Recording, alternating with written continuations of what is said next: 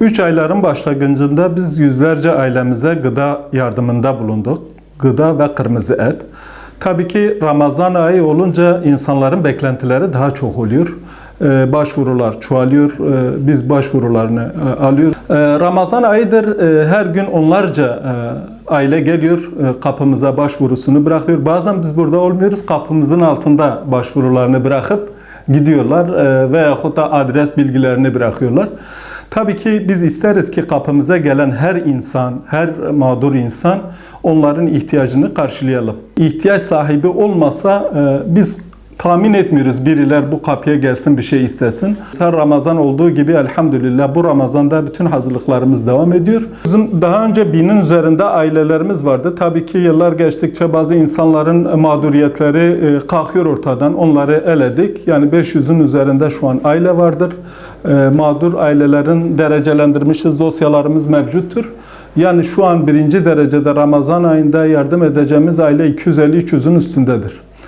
İnşallah Rahman biz istiyoruz ki bu 1. derece olan ailelerimize onların gıdasıdır, etidir. Yani Ramazan'a girerken mağdur bir şekilde girmemek üzere biz onları sevindirelim. Çünkü Ramazan'dır neticede insanlar ibadet görevini yerine getirmek için gün boyu oruç tutuyorlar.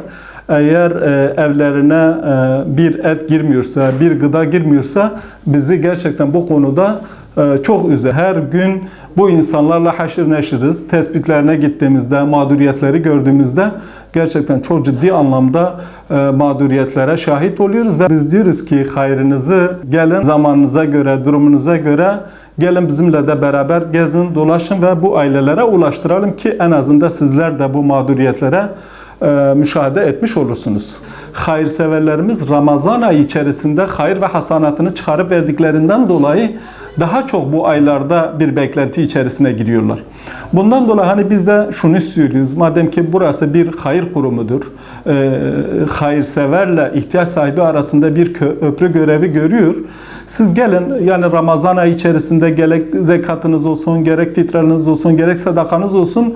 Bunu gelin bizim aracılığımızla bu hayırseverlere, bu ihtiyaç sahibi olan ailelere ulaştıralım ki duanızı, onların duasını da inşallah Rahman almış olursunuz.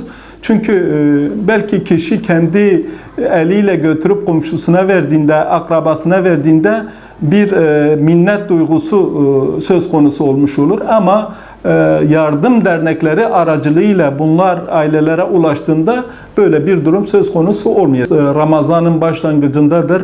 Aile arıyor diyor ki yani siz her Ramazan'da bize gıda getiriyordunuz, sahurda kahvaltılık getiriyordunuz. Ama biz Ramazan'a giriş yapacağız.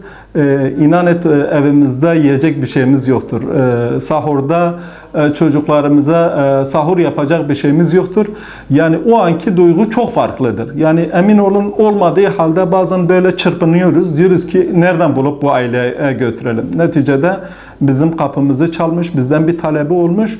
Bizle kayıtsız, ilgisiz kalamayız. Hani hele bir Müslüman ibadet görevini yerine getirecek. Eğer Allah korusun olmadığı halde bundan dolayı o ibadi görevini yerine getiremiyorsa bu Müslümanlar için büyük bir ayıptır.